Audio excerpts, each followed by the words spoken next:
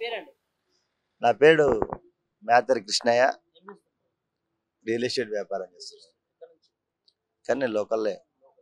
ఎట్లా ఉంది కాంగ్రెస్ గవర్నమెంట్ వచ్చి 3 4 నెలలు అయితే ఉంది కదా. మన పార్లమెంట్ ఎన్నికలు కూడా వస్తా ఉన్నాయి. గవర్నమెంట్ వచ్చింది. ఆచారంలో 6 పథకాలని అమలు పెడతా అన్నది ఇప్పటి వరకు అయితే లేదు. మళ్ళీ పార్లమెంట్ ఎన్నికల్లో మాకు ఛాన్స్ ఇవ్వండి, అది ఇది కలిపి చేస్తాం అని అంటుంది. మాకు నమ్మబుద్ధి అయితే లేదు. నమ్మబుద్ధి అవుతలేదా? ఎందుకు? అది ఎందుకంటే ఆచారంలో చెప్పేది ఒకటి, అమలు చేస్తుంది ఒకటి పాలకులు. కాబట్టి మాకు ఏం చేయాలో అదే ఆలోచన.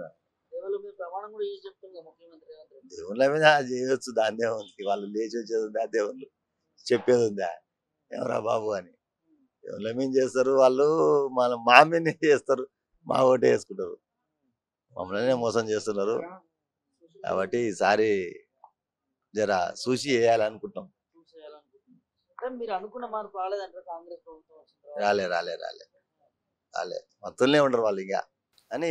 ఈ రేవంత్ రెడ్డి ఉట్టి మాటలే, మా జిల్లా వాసే కానీ రేవంత్ రెడ్డి ఉట్టి మాటలే. ఏ దేశంలో మీ నాయకుడు ముఖ్యమంత్రి అయ్యి దండుగా లాభం లేదు, వేస్ట్. ఎందుకు? ఏం చేయలే. 6 పథకాలు అన్నారు పేదలకు, ఆడోళ్ళకు బస్ ఫ్రీ పెట్టిండు, ఏం లాభం? అదే మొగోళ్ళకి పెడితే 1000 రూపాయలని హైదరాబాద్ పోయి అక్కడ ఇక్కడ పోయి కష్టం చేసుకుని తెచ్చుకుంటారు. ఆడోళ్ళు ఏం చేస్తారు? 1000 రూపాయలు తెస్తారు ఆడోళ్ళు. అన్నీ వేస్ట్. వేస్ట్ అంటావా? Free bus waste. అది ఆ పథకం నాకు నచ్చలే. వస్తున్నాయా గ్యాస్ సిలిండర్ 500కి? లేవన్నా, అన్ని ఉట్టి మాటలే. 1100 రూపాయలు గ్యాస్ అయిపోయింది నాకు. 1100 రూపాయలు తెచ్చుకున్నానని వచ్చింది మెసేజ్. అన్ని ఉట్టి మాటలే. ఫ్రీ కరెంట్ కూడా ఇస్తలేరా? ఫ్రీ కరెంట్ లేదు, ఏం లేదు.